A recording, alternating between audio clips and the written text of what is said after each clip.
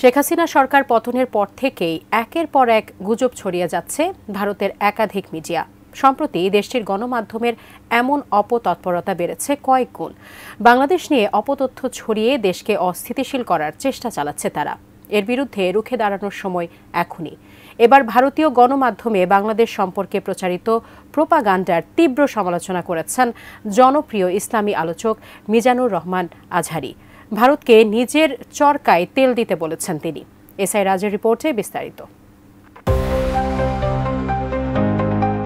সম্প্রতি দেশে ফিরেছেন জনপ্রিয় ইসলামী আলোচক মিজানুর রহমান আজহারী। দেশে ফিরেই ২৭ ডিসেম্বর রাতে কক্সবাজারে এক তাফসিরুল কোরআন মাহফিলে যোগ দেন তিনি। দীর্ঘ ৫ বছর পর দেশের মাটিতে আবারও আজহারীর মাহফিল হওয়ায় দূর দূরান্ত থেকে লাখ লাখ ধর্মপ্রাণ মানুষের জমায়েত হয় সেখানে। ভক্ত জনতার ভিড় ঠেলে মঞ্চে উঠতেই রীতিমতো হিমশিম খেতে হয় আজহারীকে।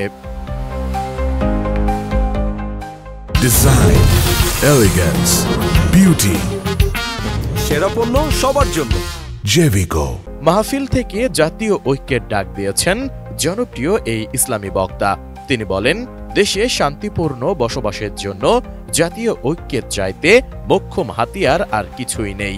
এজন্য দেশের এমন সময়ে দলমত নির্বিশেষে সবাইকে ঐক্যবদ্ধ হতে হবে। যে কোনো ধরনের কনস্পাইরেসি, ষড়যন্ত্র, আধিপত্যবাদ মোকাবেলায় জাতীয় ঐক্যের চেয়ে মোক্ষম হাতিয়ার আর নাই। মিজানুর রহমান আজহারী বলেন, গত ৫০টি বছর দেশে নৈরাজ্য চলেছে একমাত্র অনৈক্যের কারণে। সাম্প্রতিক সময়ে নোবেল বিজয়ী ব্যক্তিত্ব প্রফেসর ডক্টর মোহাম্মদ ইউনূসের কথাই গোটা দেশ ঐক্যবদ্ধ হয়েছে। দেশের মানুষ আর অশান্তিতে থাকতে চায় না, সবাই শান্তি চায়। আপনারা নিজের চরকায় তেল দেন, আপনারাও শান্তিতে থাকেন, আমাদেরকেও শান্তিতে থাকতে দেন। এ সময় ভারতকে উদ্দেশ্য করে মিজানুর রহমান আজহারী বলেন, আমাদের দেশ নিয়ে আমাদের যতটা না টেনশন, প্রতিবেশী দেশের তার চেয়ে বেশি টেনশন। তিনি ভারতীয় গণমাধ্যমগুলোর বাংলাদেশ সম্পর্কে প্রচারিত প্রোপাগান্ডার তীব্র সমালোচনা করে বলেন, আপনাদের এত ভাবনার দরকার নাই, নিজেদের নিয়ে ভাবুন, নিজেদের চরকায় তেল দিন, আপনারা শান্তিতে থাকুন, আমাদেরকেও থাকতে দিন। আমাদের প্রতিবেশী দেশকে বলতে চাই, আমাদের দেশ নিয়ে আপনাদের ভাবার দরকার নাই, নিজের চরকায় তেল দেন, নিজের দেশ নিয়ে ভাবেন।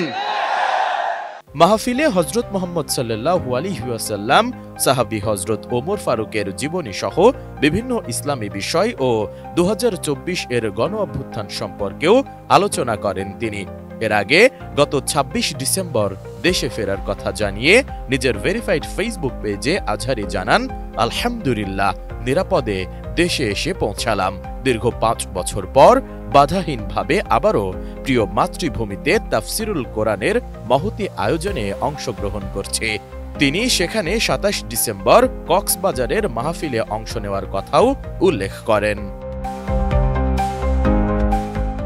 এসআই রাজ, এটিএন নিউজ।